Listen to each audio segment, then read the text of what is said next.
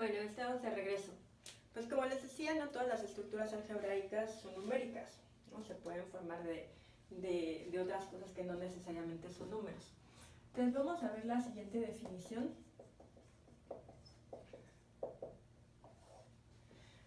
Esta va a ser una estructura algebraica llamada grupo.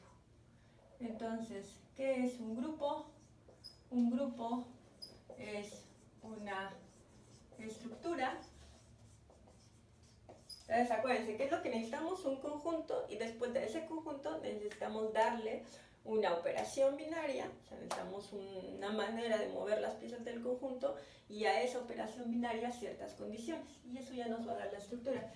Es un grupo, es una estructura, vamos a llamarle G a este grupo, una G rarita para no confundirnos, que está conformada por dos cosas. Uno, un conjunto, y otro, una operación. Es una estructura donde G es un conjunto y esta cosa que le puse estrellita es una operación binaria. O sea, una operación que va de G cruz G en G, que toma elementos de aquí y arroja elementos de G, ¿no? Siendo función, pues está bien definida. Es una operación binaria que tiene las siguientes condiciones, tal que cumple con las siguientes. 1, bueno, vamos a ponerle tal que para toda X, Y y Z en G se cumple lo siguiente. Primero, se tiene que cumplir que cuando opere a dos elementos de aquí, bajo esta operación binaria, o sea, X estrella y a eso luego lo opere con un tercer elemento, con este Z en G, eso me tiene que dar lo mismo, de nuevo, como la operación es binaria, tiene que ocurrir que al obtener el elemento que me da esa función de operar X y Y, eso lo puedo operar con Z. Y eso además me tiene que dar lo mismo que si me tomo a X y a eso le doy la operación al resultado de Y cruz Z. Entonces, esta operación tiene que ser asociativa, tiene que tener esta condición para que me permita no solamente operar a dos, sino operar una vez que permites esto por recursión, pues puedes operar al número que quieras, ¿no? Porque si agrego un cuarto, como esto se vale y ya tengo dos, entonces puedo meter un cuarto, un quinto, un sexto y siempre se va a dar el mismo resultado. Entonces la operación es asociativa.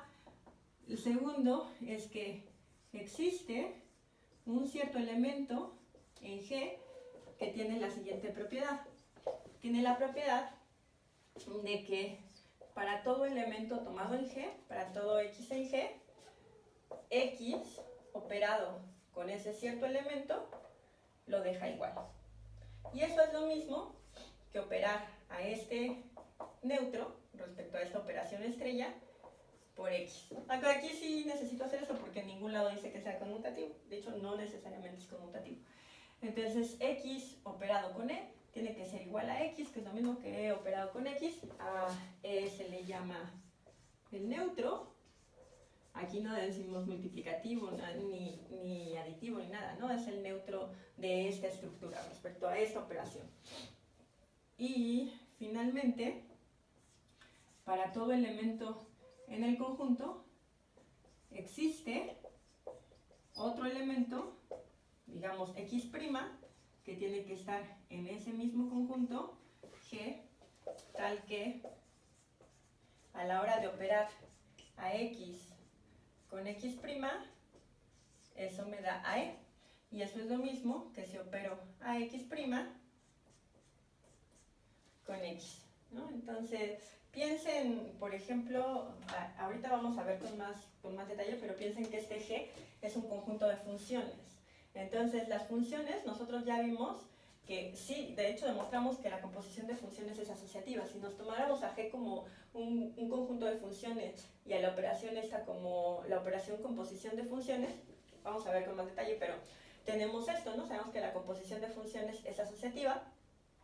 Sabemos que hay una función que tiene la propiedad que al componerla con cualquier otra la deja como está, a saber la función identidad, en este caso la función identidad en G. Y también sabemos que, no sabemos esto para todas las funciones, pero sabemos cómo es para algunas funciones, ¿no? Sabemos que hay funciones que tienen la propiedad de tener una inversa. Y además sabemos que si la función es invertible, esa inversa tiene que ser la misma por los dos lados. Entonces, para que sea un grupo, va a tener que ser un conjunto de funciones y esa operación, la composición, va a tener que satisfacer estas condiciones. Eso es lo que vamos a hacer. Este es un grupo, en la estructura algebraica llamada como grupo, que tiene particular importancia histórica, porque, digamos, una de las más grandes contribuciones a la teoría de grupos la hace Évariste Galois, cuando está tratando de buscando una fórmula para resolver las ecuaciones de quinto grado. Y entonces Galois llega a la conclusión de que los grupos no son otra cosa sino permutaciones, unas ciertas permutaciones. ¿Qué permutaciones? Pues las permutaciones de las raíces de un polinomio, ¿no? Si nos tomamos todas las raíces de un polinomio y esas las permutamos, o sea, las vamos cambiando de lugar, lo que obtenemos es un grupo. Y básicamente para Galois, el tipo de grupo en el que él estaba interesado, dado que su principal es Évariste Galois, un matemático muy importante, si no han oído de él, búsquenlo, hay cosas muy interesantes sobre su vida. Murió a los 21 años y hizo una contribución increíble a la matemática. Pero entonces, este tipo de grupos, que es el que resulta de mover, de permutar todas las soluciones de una cierta ecuación, es lo que a él le interesa, ¿no? Con la finalidad de dar una fórmula, como la clásica del chicharronero, como la fórmula cuadrática, pero para las ecuaciones de quinto grado. Entonces, volvemos, si se preguntan eso, ¿qué tiene que ver con la combinatoria? Bueno, esas permutaciones no son otra cosa sino ordenaciones, o sea, de cuántas formas se pueden acomodar un cierto conjunto, de cuántas formas se puede acomodar un cierto conjunto, pero al hacer esas cosas y abstraerlo, lo que obtenemos son estructuras de este tipo. Entonces, vamos a ver qué son las permutaciones con un poco más de detalle y cómo es que constituyen a este grupo, cómo es que pueden formar estos grupos, ¿no? Porque de hecho vamos a tener un grupo por cada tipo de permutaciones. Pero vamos a ver y vamos a empezar con unas cosas muy fáciles que nos regresen a lo que estábamos viendo sobre las ordenaciones. Entonces, en la clase anterior estábamos hablando de las ordenaciones, ¿no? Y uno de los ejemplos que vimos es cómo acomodas 7 libros en un librero con 4 peldaños, donde cada peldaño admite solamente un libro. Entonces teníamos 7 libros, 4 peldaños, y entonces estaba la observación de que si estamos acomodando libros no se valen las repeticiones, porque ni modo que un libro se duplique a sí mismo, se repita a sí mismo. Entonces lo habíamos razonado y llegamos a que para cada peldaño hay ciertas opciones, entonces hay 7 opciones para poner en el primer peldaño, 6 en el segundo, 5 en el tercero y 4 en el cuarto, ¿no? Y entonces estas opciones, para cada una de ellas, pues están las que restan. Entonces para cada una de estas 7 hay 6, para cada una de estas 6 hay 5, para cada una de estas 5 hay 4. Entonces teníamos que hacer esa multiplicación. Esto nos daba, cuando lo veíamos, pues las ordenaciones, ya que describimos bien de qué estábamos hablando, las ordenaciones de 7 elementos tomados de 4 en 4, ¿no? Que era pues esta multiplicación, 7 por 5, 7 por 6, por 5, por 4. Listo. Pero ahora supongan que en lugar de 4 peldaños tenemos 7. Si tenemos 7 peldaños, pues está perfecto, porque ahora sí caben todos los libros, ¿no? Y entonces, ¿cuántas opciones tengo? Esperen, porque el gato le está pegando a la cámara.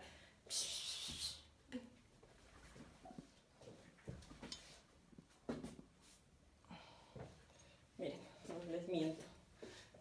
Ya, estate quieta.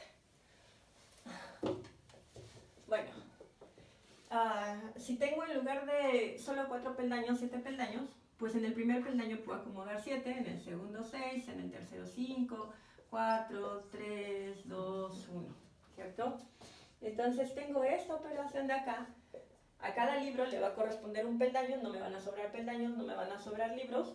Y entonces esto llegamos a que eran las ordenaciones de 7 en 7, que pues siendo desde 7 hasta 1 no es otra cosa sino 7 factorial, ¿verdad? 7 factorial. Y 7 factorial nos daba exactamente este resultado, y habíamos dicho esto lo vamos a poner como las permutaciones de 7 elementos. De manera general, habíamos visto que las ordenaciones de un conjunto de n elementos tomados de m en m no eran, pensándolo con estos razonamientos, no eran sino pues multiplicar n por n menos 1, ¿no? Porque vamos perdiendo posibilidades. Pues primero tengo n posibilidades, ya que se acomodo pierdo una, ¿no? Cuando voy en el tercer lugar pierdo 2, n menos 2, etc. Cuando llego al enésimo, que es el último porque son las ordenaciones tomadas de m en m, pues entonces pierdo n más 1, ¿no? Perdón, entonces pierdo m más 1. Entonces tengo n menos m más 1. Y esas son las últimas, son las posibilidades que tengo para el enésimo lugar. Para el primero no tengo que quitar nada, en el segundo tengo que quitar 1, en el quinto tengo que quitar 2, en el tercero tengo que quitar 2, etcétera, etcétera. Claro, ¿qué pasa si m es igual a n? Pues si m es igual a n, las ordenaciones de n en n, pues va a ser n por n menos 1 hasta n menos n, porque m es igual a n, más 1. Y esto es igual a 1, ¿no? Esto de acá es n menos n0, más 1, 1. Y eso no es otra cosa, sino n factorial. Y habíamos visto que esto era igual, que las ordenaciones estas eran igual también. Otra manera de verlos, si los dividimos para eliminar las repeticiones, era n factorial sobre n menos m factorial. ¿Se acuerdan? N menos m factorial. Pero claro, si n es igual a n, si m es igual a n, entonces esto de acá es 0. Y acuérdense que 0 factorial es 1. Entonces esto es n factorial entre 1. Y esto es igual... otra vez. Ya, date quieta. Entonces este es n factorial sobre n menos m factorial, pero si m es igual a n, pues esto es 0 factorial, que es igual a 1, y esto es n factorial. Entonces, el número de permutaciones, el número de ordenaciones sin repetición de n elementos tomados de n en n, pues es n factorial. A estos conjuntos, a estos cálculos, les llamamos permutaciones. Entonces, de manera general, vamos a poner, vamos a definirlas así, las ordenaciones de un conjunto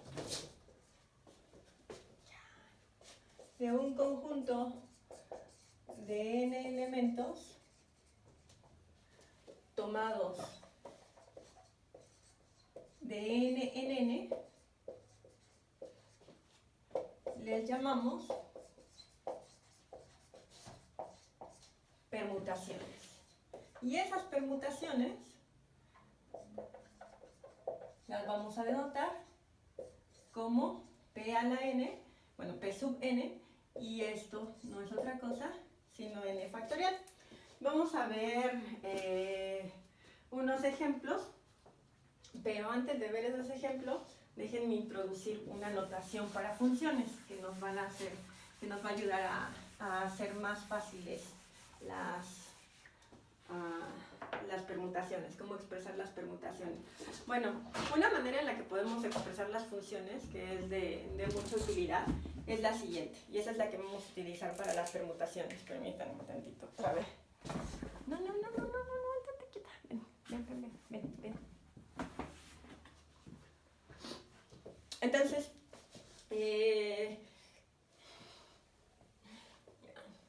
saluda. Una manera de escribir las funciones de forma explícita, claro, lo hemos hecho con parejas ordenadas y eso está bien, pero esta nos va a ayudar particularmente para el caso de las permutaciones.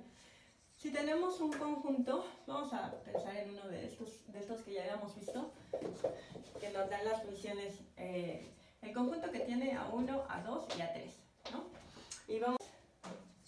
Y tenemos al conjunto que tiene a, digamos, A, B, C y D, ¿no? Y si tenemos una función, digamos una función como las habíamos escrito, que a 1 lo manda a 2 lo manda también a y a 3 lo manda a B. Bueno, esto es claramente una función, está definida para todo el dominio y a ninguno lo manda a dos elementos distintos, ¿no? Entonces esta función, otra forma de escribirla es, y es la notación que vamos a usar ahora, en la parte de arriba van a ir los elementos del dominio y en la de abajo van a ir los elementos de la imagen. Entonces aquí arriba va a ir el dominio, acá abajo va a ir la imagen. Entonces esta me dice, al 1 lo mando a A, entonces al 1 lo mando a A, al 2 lo mando a A, al 3 lo mando a B. Entonces arriba va a aparecer el dominio de F y abajo va a aparecer la imagen. Si se fijan con esta notación es muy fácil ver que la función, por ejemplo en este caso, no es ni inyectiva ni suprayectiva. Una función no va a ser inyectiva si se repiten elementos en el renglón de abajo, ¿verdad? Y no va a ser suprayectiva si en el renglón de abajo no aparecen todos los elementos del codominio. Entonces, para que sea inyectiva, se tiene que cumplir que no se repiten elementos abajo, en el renglón de abajo. Y que sea suprayectiva quiere decir que todos los del codominio de F aparecen en el renglón de abajo. Listo. Entonces, de esta manera podemos expresar a la función. Vemos claramente que sí es una función y nos permite ver cosas de esa función, de cómo se comporta. Bueno, muy bien. Entonces, ¿cómo vamos a ver una permutación? Bueno, una permutación de manera intuitiva se puede ver como un arreglo. Vamos a ver las permutaciones como ciertos arreglos. Entonces vamos a poner una permutación. Una permutación es un arreglo, un cierto arreglo. Le estoy poniendo arreglo, podría ponerle ordenación, pero lo que quiero es transitar de este asunto de las ordenaciones a las funciones. Entonces una permutación es un arreglo de un conjunto de n elementos. Entonces, por ejemplo, si tenemos un conjunto de 4 elementos, 1, 2, bueno, vamos a poner 3, ¿no? Tenemos un conjunto de 3 elementos, ¿de cuántas formas puedo arreglar a esos 3? ¿De cuántas formas puedo ordenar a esos 3? Pues es muy fácil, ¿no? O sea, ya si lo ven y con todo lo que hemos calculado, pues es muy claro. ¿Cuántas tenemos? Una manera de verlo es, pues tenemos las que empiezan con 1, entonces las puedo arreglar a estos 3 de las siguientes formas, ¿no? De las que empiezan con 1, los puedo arreglar 1, 2, 3, o 1, 3, 2, invirtiendo el 2 y el 3. Y ya sabemos que para cada uno de estos vamos a tener estas dos formas. Tenemos la 2, 1, 3, la 2, 3, 1 y la 3, 1, 2, 3, 2, 1. Son 6, ¿no? Tengo 6 formas de arreglar a estos 3 elementos. Cada una de estas formas es lo que vamos a llamar una permutación. ¿Cómo lo vamos a escribir? Lo vamos a escribir en términos, vamos a pensar a las funciones, vamos a pensar a las permutaciones como funciones que nos dicen cómo vamos a arreglar a los conjuntos de ese elemento. Entonces, la primera de estas sería una función, vamos a ponerle F1, que nos dice, los vas a arreglar de la siguiente manera. En el primer lugar vas a poner a 1, en el segundo lugar vas a poner a 2 y en el tercer lugar vas a poner a 3, que es esta ordenación o este arreglo, ¿no? 1, 2 y 3. Entonces, fíjense que esta función, lo que me dice es a 1 lo manda a 1, a 2 lo manda a 2 y a 3 lo manda a 3. ¿Quién es esta función? F1 es la identidad, ¿verdad? En este caso en A, es la que a todos los deja igual. Es la identidad en A, la función identidad en A. Acuérdense que arriba está el dominio, abajo está la imagen. Y F2, ¿quién sería F2? Pues es una función que me dice, mira, ahora vas a acomodarlos así. A 1 lo vas a poner en el primer lugar. En el segundo lugar vas a poner a 3. Y en el tercer lugar vas a poner a 2. Y entonces ahora los vas a acomodar de esta manera. En el primero va 1, en el segundo va 3, en el tercero va 2. Otra función, pues sería la función que le podemos poner F3, que es la función que me dice, mira, en el primer lugar va 2, en el segundo lugar va 1, en el tercer lugar va 3, que es esta de acá. Tenemos una cuarta función, que nos dice en el primer lugar va 2, en el segundo lugar va 3 y en el tercer lugar va 1. Después tenemos una quinta función, f5, que nos dice en el primer lugar va 3, en el segundo lugar va 1 y en el tercer lugar va 2. Y luego tengo una última función, f6, que me dice en el primer lugar va a ir el 3, en el segundo lugar va a ir el 2 y en el tercer lugar va a ir el 1. Son 6 funciones. ¿Quiénes son esas funciones? Bueno, esas funciones son funciones que van, vamos a ponerle fi, son funciones que van de A en A, ¿verdad? ¿Y qué de particular tienen esas funciones? ¿Qué de particular tienen esas funciones que me están diciendo de cuántas maneras puedo arreglar, permutar, es la palabra, a 3 elementos? Fíjense que estas funciones tienen esas dos propiedades que mencionaba anteriormente, ¿no? En primer lugar, en el segundo renglón nunca se repite un número. 1, 2, 3, 1, 3, 2, 3, 1, 2, 2, 1, 3, 2, 3, 1, 3, 2, 1. No hay ningún número repetido. Entonces, es una función que necesariamente es inyectiva. Es inyectiva porque no está mandando a ningún elemento, no está mandando a 2 elementos o más elementos a un solo elemento, ¿no? Está mandando solamente, aquí no aparece nadie, ¿no? No tenemos repeticiones, o sea, no le está mandando más de una cosa a una la imagen. Y luego también podemos ver que es suprayectiva. ¿Cuándo dijimos que era suprayectiva? Es suprayectiva cuando el segundo renglón es el codominio. Como la función es de A, pues ese es el codominio también. Y claro, es suprayectiva, ¿no? Hay 3 lugares, entonces es el codominio completo. Entonces tenemos que estas funciones de F1 a F6 son funciones biyectivas. Entonces el conjunto de las permutaciones, lo vamos a poner así,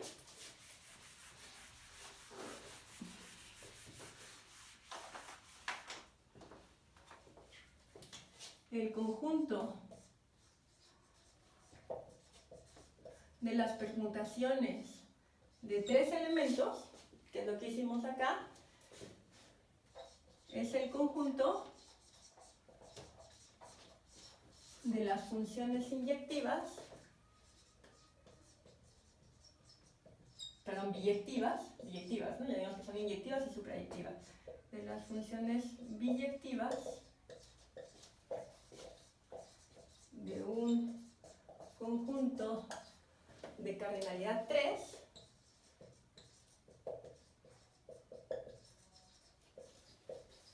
en sí mismo. Este conjunto, el conjunto de estas funciones, de las funciones biyectivas, pues ya sabemos cuántos elementos tienen, ¿no? Las permutaciones de 3 elementos son igual a 3 factorial. Y eso es igual a 6. O sea, ¿qué me está diciendo? ¿Cuántas funciones biyectivas hay de un conjunto de 3 elementos en sí mismos? En sí mismo, pues 6. 3 factorial. Y eso es equivalente al tipo de preguntas como la de ¿de cuántas formas puedo acomodar 7 libros en un estante con 7 peldaños, ¿no? ¿Cómo puedo moverlos? Es todo lo que hicimos aquí, ir moviendo a 1, 2 y 3 en 3 lugares. O sea, sería equivalente a preguntar, por ejemplo, ¿cuántos niños? ¿De cuántas formas puedo sentar a 3 niños en 3 sillas? Y es eso, ¿no? Las formas en las que puedo sentar a 3 niños en 3 sillas no es otra cosa sino el conjunto de funciones biyectivas que existen en un conjunto que puedo definir de un conjunto de 3 elementos en sí mismo. Ese es el número de veces que puedo sentar a 3 niños en 3 sillas. Es importante verlo así en términos de funciones porque estas son las permutaciones y las permutaciones van a formar un grupo. Por ejemplo, el conjunto de permutaciones de un conjunto de 3 elementos en sí mismo, de permutaciones de 3 elementos, las funciones biyectivas de este conjunto en sí mismo, es conocido como S3.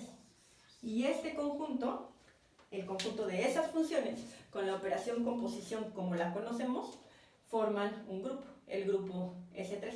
Vamos a ver con más detalle este asunto del grupo de permutaciones, Pero bueno, espero que hasta ahorita haya quedado claro. Las permutaciones son estos arreglos, es equivalente a las funciones biyectivas del conjunto en sí mismo y nos ayudan a responder este tipo de preguntas. Y no son otra cosa sino las ordenaciones de un conjunto de n elementos tomados de n en n, como ya vimos. Bueno, lo vamos a dejar hasta aquí. Nos vemos la siguiente clase y hasta pronto. Chao.